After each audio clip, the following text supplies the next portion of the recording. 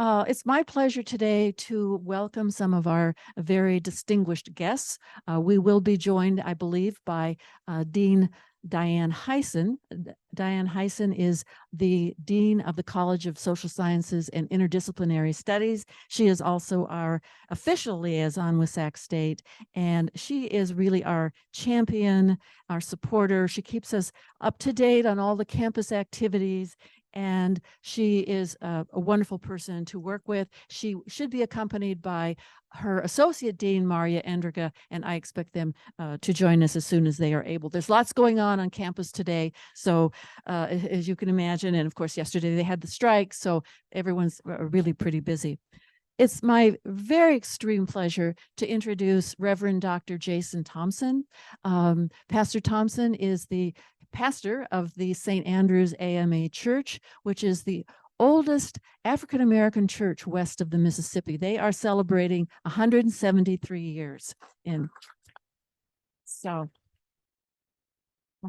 we're very happy. And Pastor Jason and the St. Andrew's Church were so wonderful to us. If those of you who remember at the conclusion of our Celebrating Diversity summer program, Pastor welcomed us to the church, welcomed a whole room full of Renaissance members, and we had the most wonderful, memorable experience ever in the history of Renaissance, I think, which was the gospel choir. So I invite you every Sunday. Here's a hint. Every Sunday you can go hear fabulous gospel music at St. Andrew's AMA Church. So welcome, Pastor Thompson. Thank you. Ted Fong. Ted Fong is Director of Development for ACC. ACC provides services to seniors. Ted has been extremely kind to us. He has invited us to some tabling events out at ACC, gave us 10 minutes at your telethon fundraiser. We joined, Renaissance Society joined ACC for the Ohana Walk back in September. That was a fundraiser for senior services, but also at that time, remember, the victims of the Maui wildfire were served by that fundraiser. Ted has invited me to Asian Resources Inc., which is a who's who of people in the community. So we welcome this partnership, and we're happy to have you here today. I'm expecting Summer Hayes and Ryan Choi. They are both with the food pantry. Summer is the manager of the food pantry. Ryan is the coordinator of the food pantry. And you know that I have been very eager, and I have been almost a cheerleader in getting you to contribute to the Thanksgiving food basket drive.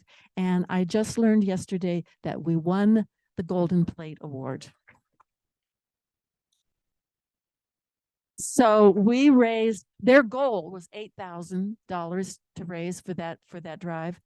They raised $24,000. Of that $24,000, Renaissance Society contributed over $14,000. So kudos to all of you, and I think this is really an expression of the generosity of our membership. So Summer and Ryan will probably speak to this at the dinner later, but also, I would like to introduce Dolores Delgado Campbell. She is the vice president of LULAC, which is the League of United Latin American Citizens. And Dolores has been wonderful. She has been so kind to come and speak to our Renaissance Society. She's given us lots of information in her role as a historian, and particularly about the history of Mexican celebrations. She set us straight about Cinco de Mayo is not the celebration that we should be celebrating. It's really September 16th. And so we are very grateful to Dolores for being here. So let's get right into where we are right now. And our current membership is down from our peak of 2,300 during the height of our registration, but that was prior to COVID. And as you all know, we have lost membership with COVID. Pretty much everybody has, most organizations have lost membership, but we're inching back up there. You can see from this chart that we are currently at 1,500. Last year at this time, we were at 1,400. So we're inching forward on our membership. only 1 year ago did we really start collecting demographic information about our membership. For 36 years, we didn't know the gender, the age, the ethnicity. We didn't really know anything about our members. And so we decided that we wanted to fix that. And so last year at this time, we started collecting demographic data. And it really wasn't until, because our spring membership is not the height of our membership time.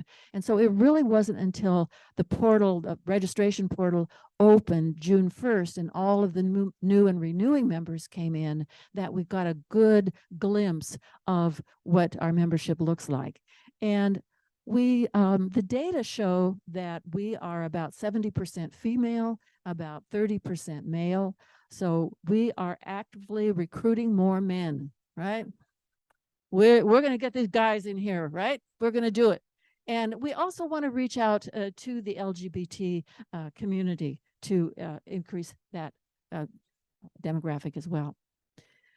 Ethnicity is something that we look at now with good data.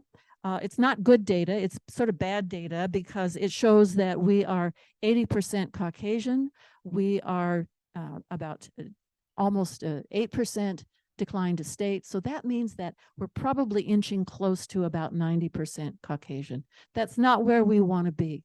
We are only 2 or 3% in the African American and Asian American, in the Native American communities, all the beautiful, diverse communities of Sacramento, and we don't reflect it. So this is something that we know we have to work on. This is a goal.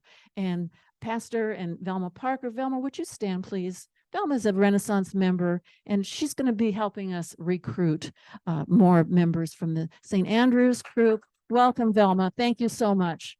Thank you so much. This is something that we know we really do need to do. So here's another issue. We're getting old, right? Yeah, we're getting old. We're 75% of us are 70 and older. Now, I really particularly like 70-year-olds because that's me. But this is, again, not something that we want to, that's not sustainable for our organization. We really need to be recruiting people in their 50s and 60s, even younger. Heck, there's no minimum age limit to our organization. But again, it's good to have this data. It's good to see where we are now. And we are, as an organization, Pastor spoke last Sunday about becoming. It's not about necessarily where we start or where we end, but it's how we run our organization and how we move forward and how every day we have something new to look forward to. So this is something that we do have to look forward to. Here's an area where I'm happy to say that we are very strong. So we have our core mission is lifelong learning, as you all know. And we were proud this last semester to have 35, there they are, 35 seminars, and 12 of those were Monday through Thursday on Zoom. 25 were on Friday. Now, this is good news because we are gradually moving back. We're getting more momentum to come back to this beautiful campus and to be with one another. We had 56 single presentations, 6 community presentations, which are out at some at ACC, some at libraries, various locations.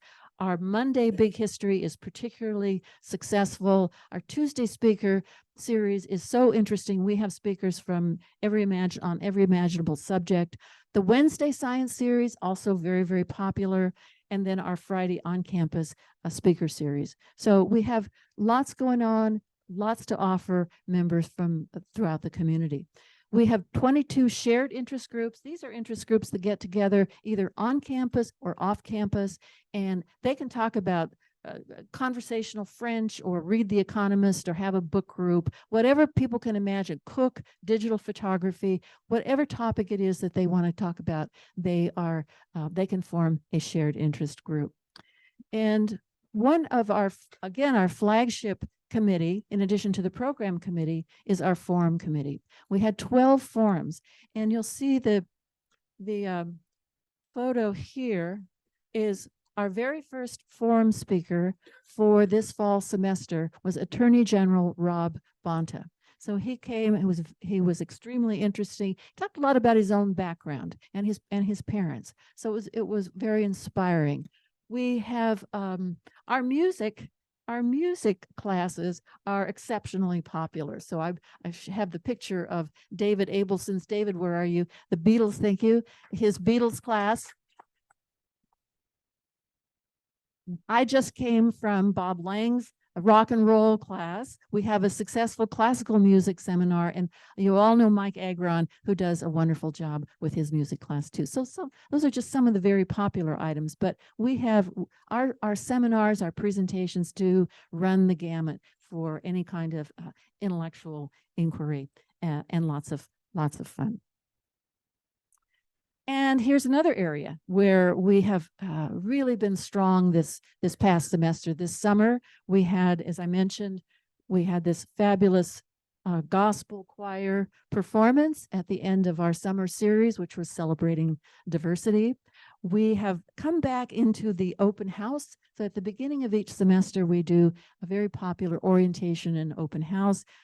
Dean Heisen was here to join us for the last one. We had partners from Ken Cross does a wonderful job of recruiting, partners from the community, partners from, and here's St. Andrews. This is Friends of the Library. This is St. Andrews.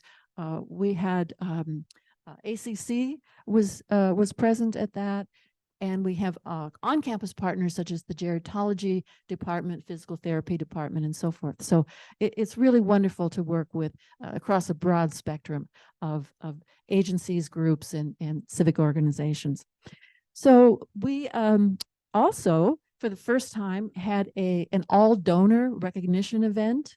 This was at the Nepenthe Clubhouse in Campus Commons. So we, for the first time, invited all the folks in our Renaissance Society who contribute so much to the to our scholarship program. And we had our second annual major donor event here. This was actually at our house. And we had 3 of our 7 scholarship recipients who attended, along with our chair of the scholarship committee, Lori Brownfield. But we had Kimberly Lopez, Michelle Silva, and Alyssa Lee attend that event. So we have had lots of fun there. I talked a little bit about the Ohana Walk. Here's a group, here's a couple of our very enthusiastic members carrying signs when we joined the ACC group.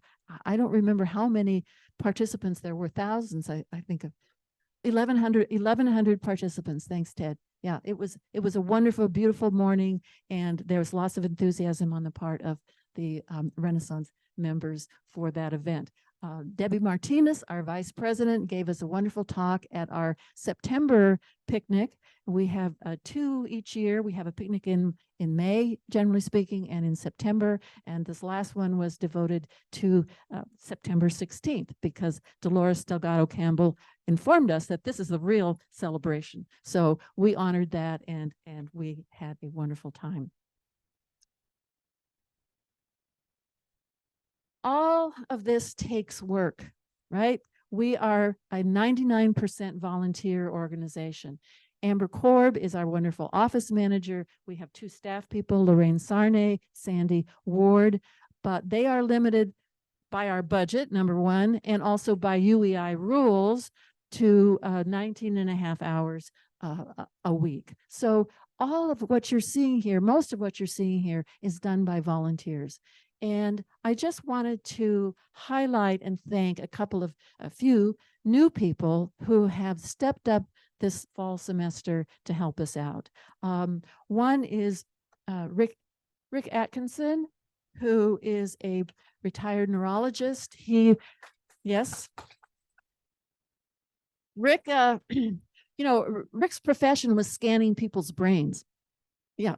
And he's right now wishing he could scan his own brain, because he's wondering how he got to be chair of the Communications and Marketing Committee. Because he can't say no. All right. But he's doing a fabulous job. He's brought together a wonderful group of people, and they're just going full steam ahead. So with our communications process. Janet Heath had a remarkable career in a medical and social area, and she is our unflappable new co-chair of the Forum Committee, where she has to be here standing up and making sure that all of you can see the presentation, and also the people virtually can see the presentation. So thank you, Janet, for stepping up. She's helped our other co-chair, Michelle Finnerty, who's down here in the front, who does a wonderful job lining up the programs. Tom Nelson has joined us too. Tom is now the co-chair of the technology committee, and poor Sarah Ryan Roberts was doing that committee all by herself until Tom stepped up and is now doing a lot of the work of the committee, but he's also importantly trying to get a file management program together. So for all of our agendas and minutes and procedures and all the stuff that committees put together, that it would be in a central location where we can access it. So that's an important project, and we're working on that thanks to Tom. And Tom is very high level in the PTA, so he does double duty for us. Dale Good just stepped up as chair of the program committee. Of course, the program committee is one of our flagship committees, and Dale stepped up to that, and he's doing a great job. I think he's drinking through a fire hose right now, but because there's a lot to learn, a lot to do. We're working together on the program leaders workshop, which is coming up a week from today. But you want to have coffee with Dale, because he has an interesting background in the military and in the legal profession. So sometime, and he's also a wonderful person to talk with. Carol Baraki, raise your hand, Carol. So we used to have a gerontology committee, and we had a university services committee. And the university services committee were people who thought, they wondered if that was the janitorial service. You know, they really didn't know what it was.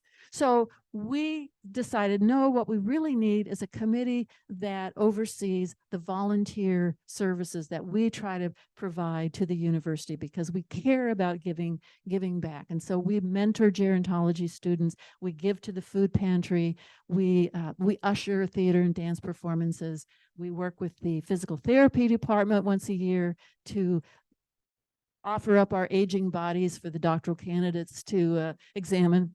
And Carol has taken on this committee. We didn't have any committee actually overseeing the food pantry donations. So Carol has worked with Summer and Ryan, who just walked in. Summer and Ryan, there you are. Okay, yes, welcome Summer and Ryan. Okay, so these are the people who really do the day-to-day work, along with of course, our existing committee chairs, but the new folks have stepped up. That breathes new life and new energy into our organization. So remember, we talked a little bit about becoming. And so we are trying to further our efforts at becoming by partnering with with different associations and different organizations. So as I mentioned, we have this lovely partnership with St. Andrew's AME Church. We are also trying to line up folks to revive presentations at the Hart Senior Center. They have asked us to participate. We are working with the Retirees Association. Ken Cross and I joined that association, and we attend their functions, but we are also starting to collaborate by sharing information. So we have a monthly newsletter, and we put their information in our newsletter, and they have a monthly newsletter, and they put Renaissance Society announcements in there. So it's really a nice cooperation. We have recently worked out a little arrangement with the Carleton Senior Living Center, where they have a group membership. And we are hoping to work more with Dolores in her capacity as vice president of LULAC to perhaps get our organizations in greater communication. I mentioned ACC. That's been wonderful. This one is interesting. This one is interesting because they've got men, right? Yeah, we need men. And but I have been speaking. I've been making several presentations to SIR groups here in the region, And they are interested in partnering with us to have a Renaissance club because they're a strictly social club. And they don't do any philanthropy. They don't do any lifelong learning like we do, but they have speakers once a month, and they've decided they like that. So we want to work with them. And I just yesterday received an email from one of the executives at SIR seeing if we could work on a screening of a documentary talking about the importance of social capital and joining. It's called Join or Die. And the benefits. Yeah, well, that sounds a little harsh. Yeah. But so maybe join and thrive would be a better way. Yeah. That's better. That's better. Okay. But anyway, I don't know if any of you are familiar with Robert Putnam, who talked about did the documentary Bowling Alone. I never did see it, but at any rate, the idea is to promote greater civic interaction and joining of clubs and participating civically to foster the social bond. So that is tremendously exciting, and we've got to try to work that out.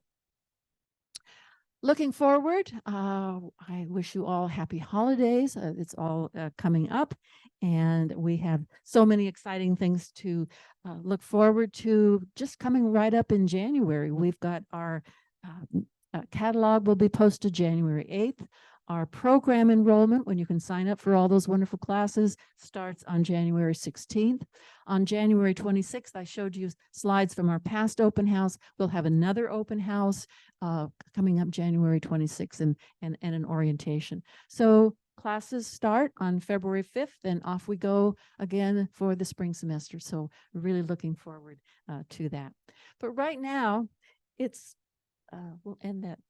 Oh, right now, it's my pleasure to introduce Anisha Mitchell, who joined Sac State in August of 2023 as the interim vice president for student affairs. In this capacity, she oversees a department of over 300 employees and 50 departments dedicated to engaging students in an inclusive environment to honor their sense of belonging and provide programs and services that enhance their college experience and promote well-being and help them achieve their goals. So Anisha has over 20 years of progressive experience in higher education in the areas of enrollment management, student affairs, and diversity, equity, and inclusion. Before coming to Sac State, she was the Senior Associate Vice President for Student Affairs and Campus Diversity at San Diego State. She's also supported students at the universities of Cincinnati, Mississippi, Michigan, and Oakland University, where she obtained her bachelor's degree in political science. She then went on to obtain a Juris Doctor from Western Michigan University Cooley Law School. So although she's licensed to practice law in Michigan, she has decided to come to Sacramento, and she is devoting her life to the future of Sacramento, which is our students. And so please welcome Anisha. And Anisha has a very special guest today. So we welcome you and thank you. Thank you very much for being with us. So good afternoon, everyone. And thank you so much for having me here this afternoon. I can tell you that the Renaissance Society has really touched my heart, and the fact that you all have demonstrated great dedication to our students at Sac State. I am extremely grateful for your mentoring of our students. I'm also extremely grateful for the efforts that you've taken to help bridge some of the basic needs gaps that our students are experiencing with the $40,000 donation that y'all did to our ASI food pantry. So I first want to thank you all for our partnership. Thank you for everything that you're doing to support our communities so our students can truly thrive both inside and outside of the classroom. So since I am very new to Sac State, I thought that this would be a great opportunity for me to tell you a little bit about myself and how I got to be here. And then I also thought it would be great for you all to hear from a student as well, who is a graduate student receiving, well, studying to have his MBA here at Sac State, and he's also my presidential aide. He also received his undergrad degree from Sac State as well. So I'm so happy that Nahom is here, and you'll hear more from him soon. So I'm originally from the state of Michigan, the great state of Michigan, the Great Lakes state, as we like to call it, because it's absolutely beautiful. Pure Michigan is the logo. And I was born and raised there. And of course, I went to Oakland University for undergrad, and I got my law degree from Western Michigan Cooley, as Deborah indicated earlier. I decided to not pursue a traditional pathway to practice law, because while I was in law school, I was also a full-time employee at Oakland University. I was working with students who are on academic probation and retention, and I found out that that was my passion. I really wanted to invest in our future and help our students be their best selves, because my hope is that I take care of my students now, and when I am older, they're taking care of me. And more importantly, they're also taking care of our future and investing in our youths. So that is why I dedicated my life to higher education. And I have a very unique perspective when it comes to the work that I do each day. I like to come to an environment and assess whatever risk exists that prohibits students from truly being their best selves, truly performing well scholastically, as well as making connections with other individuals or being involved as a student. So while I worked in admissions at Oakland University, I understood that there was a direct correlation between income and education. And the more an individual learns, generally the more that they earn. So it was imperative that our students had access to education so that can enhance their social mobility. So to mitigate that risk, I worked diligently to recruit and admit students to Oakland University. And in retention, working with students who are on academic probation, I realized the risks that were associated when students pursue a degree, but they're unable to successfully complete it. There was an article in the New York Times about a month and a half that came out that said that if a student pursued a degree and they were unsuccessful in their attempts, that they were actually worse off than if they never pursued a degree at all. I mean, that's very powerful, right? So I understood how important it was for me to support our students who are on academic probation and help them obtain an individualized educational plan so they could return to good academic standing, matriculate, and ultimately graduate. And I've also worked a lot in student conduct, which you can imagine it's never a dull moment in student conduct. And through my work in student conduct, I understood the risk associated when students engaged in high alcohol and other drug use, or when they engaged in risky behavior, such as hazing, or harming other members or harassing members. I understood the risk that they had, and I worked to mitigate those risks through policies, and policies that had a wellness focus, a well-being focus. I did not want for any of our students to ever be seriously injured or worse off, lose their life because they're afraid of getting help for someone who is incapacitated because of alcohol and drug use, because they don't want to get in trouble or they don't want to get their friend in trouble either. So implementing amnesty policies. And when I started working, especially at the University of Mississippi, I understood the risk that existed when individuals don't have a sense of community and belonging, and the impact that diversity, equity, and inclusion has on a student's experience and their ability to persist to graduation. Now, since I've been at Sac State, I've had an opportunity to assess some risk as well. And the biggest risk that I see for our students in our community is basic needs. 42% of our students at Sac State experience food insecurity. We are a campus of nearly 31,000 students. So that's almost half of our students are experiencing food insecurity. Our food pantry, and you'll hear from Summer later and Ryan later as well, and I'm so happy to see both of you here, they are experiencing record numbers of students accessing services. So much so, as an institution, I had a conversation with our president, and we decided that we need to expand options for our students to have access to food. So I'm happy to share with y'all that next semester, in either March or April, depending on how soon we can get facilities to install our industrial sink, we're going to have a second food pantry on campus. We're actually going to have a basic needs center on campus in our well.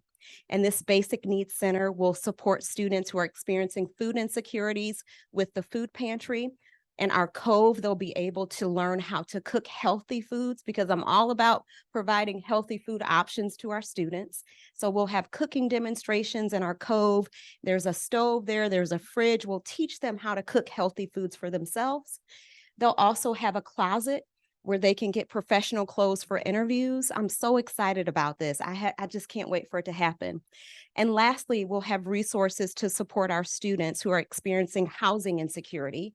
We have numerous students who are living in their cars. All right. And I don't want to tell Nahom's story for him, but he is brave enough to share his story with you. He was one of the students who was living in his car when he was an undergraduate here. Exactly. And I can't imagine how we can expect, and I admire the commitment to lifelong learning that everyone in this room has. I share that commitment as well. But how can we expect our students to truly learn if they're going to class hungry? How can we expect our students to learn if they are living out of their cars? Now, Nahom beat the odds. He was able to overcome those odds, and I'm going to let him tell his story in a bit. But that is the biggest risk for our students, their inability to meet their basic needs. And our work to meet the basic needs of students is a work so we can combat inequities, so our students can achieve their dreams and be who they want to be. So it's very important work to me. And I can't thank y'all enough for everything that you're doing to support our students, to make sure that they're getting a meal. Now, I think it's important for y'all to hear from Nahom versus hearing more from me. So I'm going to read Nahom's bio.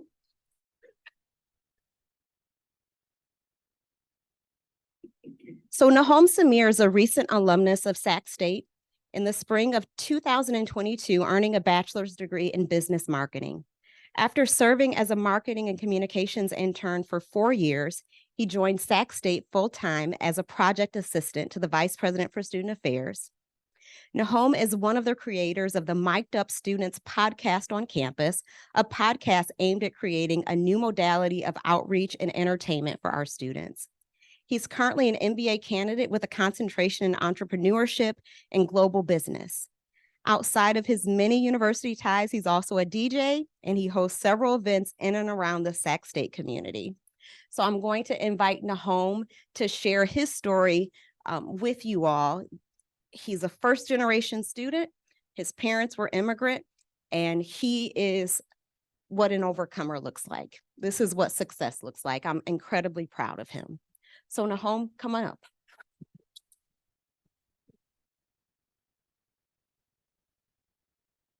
Check, can you hear me? That's my DJ go-to. How's everybody doing? Great. But as you can tell, my name is Nahom. First generation student. My parents come from a country in East Africa by the name of Eritrea. If anyone's, heard of it a little bit. Both parents born and raised there.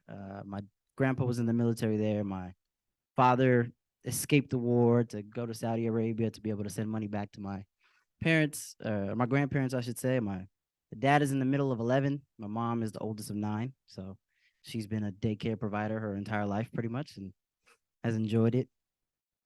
But one of the most important things I think that, I took away from is my parents didn't get a formal education. My dad probably up to like 7th grade, and my mom high school. I would say she finished high school here. But it was so important to them for me and I'm the youngest of 3. So I have 2 older brothers. It was of the utmost importance for us to all receive an education. And I never understood why my dad was so big, because I hated school growing up. I was just like, homework, I want to go play outside. I was big in sports, so I loved playing outside with, my friends and doing fun things. And school wasn't the thing that I thought was fun at the time. But I never could understand why my dad thought education was so important if he was fine without it. He has a job. My mom has a job. My mom runs a daycare and has students that are always, or not students, I guess. Well, she teaches it like school. It's called Cool School Daycare. But has kids running around the house screaming and yelling all times of the day. I call her. You can hear them yelling and screaming in the background. It's always a fun time. It's a hoot for sure. But I can never understand why they always beat us over the head with school, summer school, anything school related. I just like, Dad, why do I need this? And he used to tell me this all the time. See, they can take your money away from you. They can take your clothes away from you. They can take every limb off your body. But the one thing they cannot take from you is the knowledge that you have in your mind and the education that you're able to attain and learn. I was 7, so I didn't want to hear that. But by the time I got to high school and was getting ready to attend college, it was something that I really did start to understand and believe is the smarter I get, the more rooms I'm able to enter. The smarter I get, the more appreciation I have for life and for the world in general. I was very grateful. My dad is the only one of his siblings to come to America, so the rest of them are scattered through Africa and in Europe. So when I was 7, I was able to go and visit all my cousins and things and family in Europe, and seeing how other people live in the world, even at that young of an age, was an experience unlike anything I've ever had in my entire life. And I think growing up and being able to experience other cultures and other worldly views shaped my ability to understand the world and understand and view and appreciate people for who they are and where they come from and meet them where they're at. And it's been an amazing experience. Coming to Sac State, I was lucky. I'll be honest, of the 31,000 students, I may be the luckiest. My very first day, my very first class, my professor was the vice president for student affairs. How often do you get the opportunity? And the previous VP, not Anisha, who was amazing, but Dr. Ed Mills was the previous vice president, and he was my professor in my first year seminar, my first day of class in my first semester. And so he got up and he did his introduction and he explained all of the things that he was over. And it was pretty much everything outside of the classroom. Everything outside of the classroom you're in charge of, he has to deal with on a daily basis. And I was like, this guy must be important. So after classes and things, I realized I had federal work study, and I had also worked at Trader Joe's. I worked at Trader Joe's. I got hired at Trader Joe's on my 16th birthday. The minute I could get a job, I went and was tired of taking the school bus. So I said, Dad, I'm just going to earn money and buy myself a car and drive myself to school. So I did that when I was 16, held that job. I'm from San Jose, so born and raised in San Jose. Came to Sac State, transferred to the Trader Joe's here right on Folsom, worked there for 4 years, and also picked up an internship through Ed, the previous VP. And he taught me so many things about higher education. He taught me so many things about life in general that stick with me and have shaped my future. But, finishing college was a long shot in the dark for me. Grad school, didn't even think about it. No way. Grad school was, a very difficult decision for me, but it wasn't for Ed and it wasn't for my other supervisor, Luis. They told me the one thing that you're going to do is you're going to finish your master's degree here. I said, who's going to pay for it? Because it's not going to be me. I can't afford to get a master's degree. The 4 years of college was difficult enough for me. I mean, I come from a family of pride. I have very strong pride in myself in general, and knowing that my parents don't have and I don't have is a difficult thing to kind of understand. But it was easy for me to get through it because the only thing I could think about is my parents went through way worse to put me in the position that I'm in. So the few days where I don't eat, it's okay. They've been through worse. The few days where I don't know where I'm going to sleep, it's okay because they were through worse. And, I'm not going to call my dad and tell him and cry over the phone. It's more so just it's time to figure it out. They figured it out. It's in my blood. It's in my genes. I'm going to figure it out as well. And it's just very lucky to be able to have the opportunities that I was in, and finished in 4 years and with a business degree because I hated rules all the way growing up through school. I was a troublemaker. I didn't like school. I didn't like to do things. I just wanted to do all the fun stuff. And I figured, what career can I go into that will allow me to make my own rules and do all the fun stuff? Let's start a business. Let's learn to do marketing. And so that was an easy choice for me to go into marketing. It was a very easy choice for me to decide in a grad program to be my MBA because learning how to manage, learning how to lead is really important for me. I feel like I've grown up around an amazing group of leaders and I've had amazing opportunities, and it's only right for me to pass that down and continue to lead others. And a lot like everyone in this room, we are so grateful for the compassionate and philanthropic things that you do for this university and the ways that you are able to support us and support the students in so many ways, because I've accessed our basic needs programs. I've accessed all the different resources there are at this campus, the food pantry, and it all helped me get through my process. It all helped me have enough to get through my finals, which is what I'm doing right now, just trying really hard to get through it. But thank you. But the experience I received in at Sac State was the only university I got into. I didn't even get into San Jose State. I didn't get into a lot of the Southern California schools, which is where I wanted to go, Southern California, because of the nice beaches and sunny weather. But Sacramento, I figured Sacramento was far enough to where I can move out, which is what I was looking to do, but not so far that if I got homesick, I can go run right back to my mom 2 hours away. So that was the goal, and what I eventually received from Sac State was something that I probably never would have imagined. I had an amazing experience. I'm having an amazing experience at this institution, and the position that I'm in, to be able to work full time, to have my grad program going the way that it is, and to be able to work with amazing people like Anisha all day, every day, and support the students.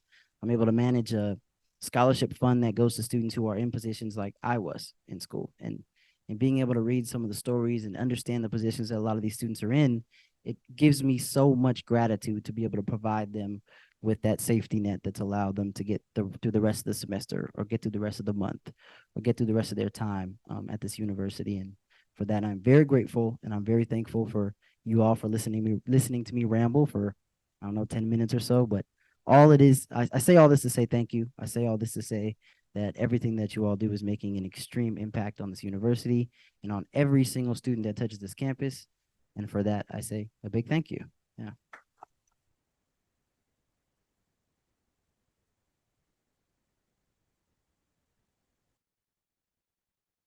Well, thank you, Nahom. That was really inspirational. And thank you, Anisha. We appreciate you being here today. Do we have any questions for anyone here? Are there any questions that you have? Yes. George, let me give you the mic, because for our Zoom audience here. Recently, Cal Poly up north had some problems with their students living on campus in their cars, and they told them they were going to throw them out. What do we have the same issue here, and how are we dealing with that kind of homeless situation? Thank you so much for that question. So I am unaware of any reports of students living in their vehicles on campus. Now, in order for us to combat housing insecurity, we do have a number of programs in place. Through our CARES department, we have a rapid rehousing fund where we can provide students with short-term housing as an option in the event they're experiencing housing insecurity, and to support students in obtaining long-term housing options. We have found that often our students are able to find an apartment or able to lease a home or a room, but it's challenging for them to get the first month's rent as well as a deposit. So we have a grant that we offer our students where we can provide them with money so they can cover the first month's rent as well as their deposit, and that can help them secure a home. We're looking to expand the funding that's currently within that grant, because there have been a lot of students who have used it, and the housing market in California, the costs are just sky high. So that fund is easily depleted just from the first month's rent as well as the securities deposit. But we do have programs in place to support our students who are experiencing housing insecurity. The biggest thing about housing insecurity that I have observed, it's the insecurity that people don't want to share. I found that students have been more comfortable saying I'm hungry versus I'm living out of my car. So there's no telling how many students we truly have who are experiencing housing insecurity. If y'all are aware of any, please refer them to me. We will do everything that we can to help them and provide them with a roof over their head. Thank you for that question.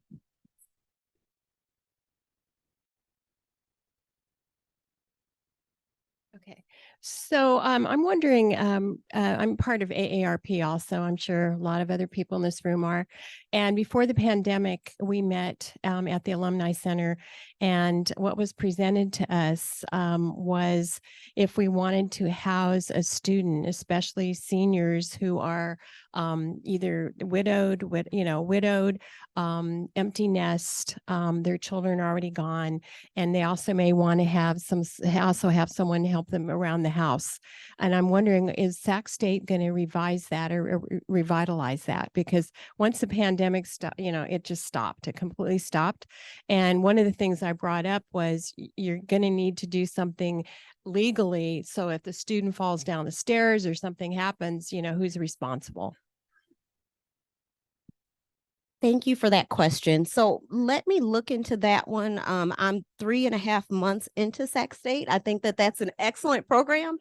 So let me look into that, and then I will follow up with Deborah. Nahom, can you jot that?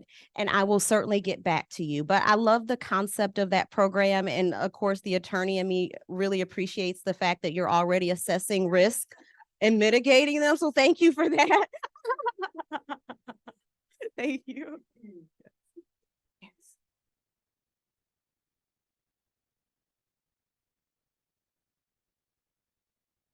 So I'm just wondering, did you say 43% of Sac State students are food insecure? 42. Okay, that's horrible. Do you have statistics how that compares to the rest of CSUs? That would be great data to have, and we can work to get that, and I can share that with Deborah. From my time at San Diego State University, I want to say at Sac State, that seems really high. Although San Diego State is a destination location, is what we like to call it, and the parental contribution for students was extremely high. The income that parents were receiving from the household, it's not the same at Sac State. So I imagine that it's high here, and that's just my point of reference from one institution, but I can certainly get comparison rates at other schools for sure. We have, through our CARES office, a team of individuals who work to sign people up for CalFresh. They are 222% above their scope of work goals. So that's great because students are getting access to food, but it's disheartening on the other hand because so many students need access to food.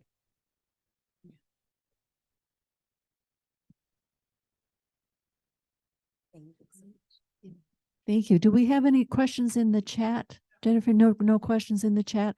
Okay, well, thank you very much. I'd like to, if you don't mind, I'd hate to put you on the spot, but Dean Heisen has joined us. She has been crazy busy all day. And we love you so much. Well, good afternoon, everybody. I'm having a full circle moment, as I often do when I'm with this group. And Anisha, thank you. And thank you so much for sharing your story and the contribution you make. I'm so fortunate to be the liaison, our college. And I have moments like this all the time where I see the contributions, the realness, the value, and we want to continue. Renaissance is in amazing shape. It's evolved over the years. I've been in the dean's office since 2012, been on the campus since 2002. And I think that this partnership and this relationship continues to thrive and grow. So I want to thank all of you. And I keep looking over because your words are, I was having one of those days before I got here today. It was one of those days when it's the end of the last week of classes, some stuff's bubbling up. I've got emails, I've got envelopes, I'm running late for everything. And then I come in here and I'm, whoa, I am lifted up. Because I'm reminded of why we do and how blessed we are to be on a campus and the partnerships and relationships that we have. And this is really looking Renaissance Society is one of those valuable relationships that I am so fortunate to be part of. I want to acknowledge my partner in crime here as Maria Andriga, who's the Associate Dean for SSIS, as many of you know. So, Anisha, I haven't seen you speak and your story yet, and I'm so happy to have heard it and how blessed we are to have you here. I can't wait to work with you and all you're going to do. So thank you, everybody. And there's Ryan and Summer. We have just a couple of minutes, but first of all, before we do that, Dolores gave me these brochures from LULAC, and so I'm going to leave them right up here if you'd like to see them. Summer, would you like to just say a couple of words? We did spill the beans that we won the Golden Plate Award Yeah, yeah, you couldn't keep me quiet on that one. No, but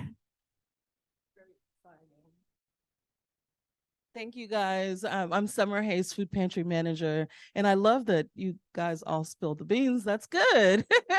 So thank you just from the the ASI Food Pantry for all of your donations. Ryan and I, tallied the numbers and we're like, oh my goodness, this is great. And so we're just very grateful and honored that you guys are here supporting our students and supporting our food pantry.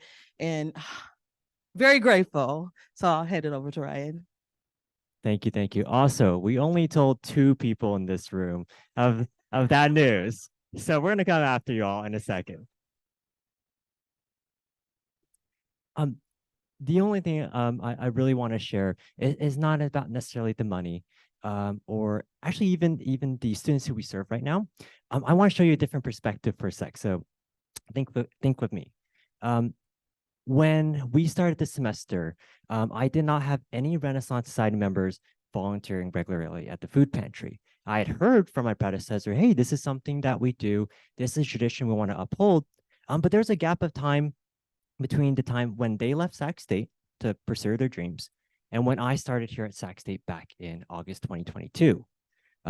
I remember kicking off the semester with a bunch of students, staff, and faculty volunteers, and I felt that there's something missing. The staff and faculty, as amazing as they are, they would volunteer maybe once or twice, and then say, "Hey, I have committed as much as I can for this semester, but call me back next semester." They'd be reliable. We'd be able to say, "Hey, if you sign up for this shift, we're going to see you there," and they would bring all their enthusiasm, all their energy. But they had another part of their life to experience, to be able to serve our students. And this was on top of their normal day-to-day. Let's flip that on its head for a second. When I had 8 Renaissance Society members come to me during the open house at the beginning of the semester, and I enthusiastically said, hey, here are all the things that we have. We have bin washing. We got to take out laundry for our aprons and for our towels. We got to pick up fruit and bread from Grateful Bread in the Lomans Plaza. We have deliveries that we need help unloading. We need help stocking. And most importantly, we need greeters. I did not expect some of y'all to be enthusiastic about, hey, I'm more than willing to be the face, really the face of the food pantry for so many of our first-time food pantry users or students.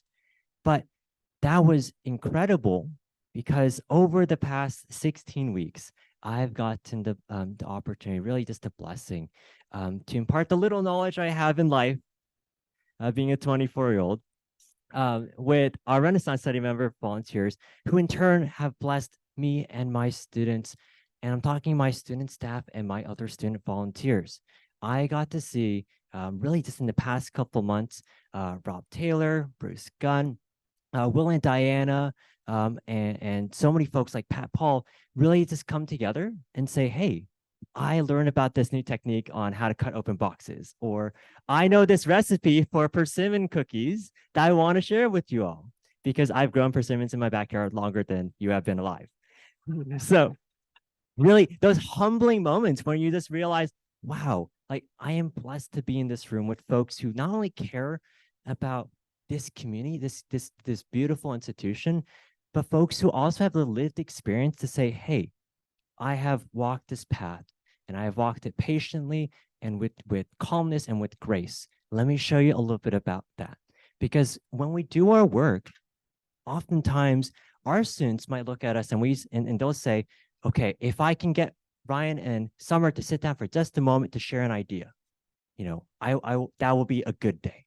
And as much as we try to create that space where we really encourage our students to come and to be leaders, at the same time, we're also mentors and coaches for not just 1 or 2 students, but for me, it's 50 volunteers, 4 interns, 1 PhD student, 1 grad student. And the whole point of that is I can impart the little bits of expertise that I have in research, policy, and food security. But at the end of the day, it's sometimes that human experience. I love to share something I baked last week because I saw there's mac and cheese, there's bacon, and there are eggs in the food pantry. It's those in-between moments that I really see our Renaissance Society members, our volunteers, this core group of 8 who are spread all throughout the week. They don't come all in the same time. They don't all come in the same shift, but they have strategically chosen to say, hey, I'll take Monday. I'll take Tuesday, Wednesday, Thursday, Friday. So my staff get to see them all throughout the week. And they also get to talk with my other volunteers who might be just volunteering for one time. And then they realize, wait, I like this. I like the fact that I get something from Ryan and Summer. I like the fact that I get something from being a volunteer for the first time and learning the behind the scenes. But I also get to learn something from someone who cares so deeply about students that they're not only willing to care about the students that we're serving, whether it's through stocking or greeting, but I'm going to be so willing to talk with my fellow volunteers. That is the most impactful thing really I've seen all semester. I really want to give you all a shout out. And I encourage you to consider volunteering with us, maybe one time, maybe 2 times, because I guarantee you it'll turn into, I will see you again next week. Thank you. Well, thank you, Ryan and Summer. They are joining us at Ingrained Restaurant, as is Pastor Thompson. Ted, I believe you are as well. And Diane, are you coming? You can. Yeah, I figured. Okay. You always have a bazillion things to do. Okay. Well, thank you all so much. It's been a wonderful semester. Thank you, Dolores. Be sure to pick up the brochures here, and have a great holiday. For those of joining us in Ingrained Restaurant, we'll see you. We'll walk over there and see you shortly. So appreciate your being here.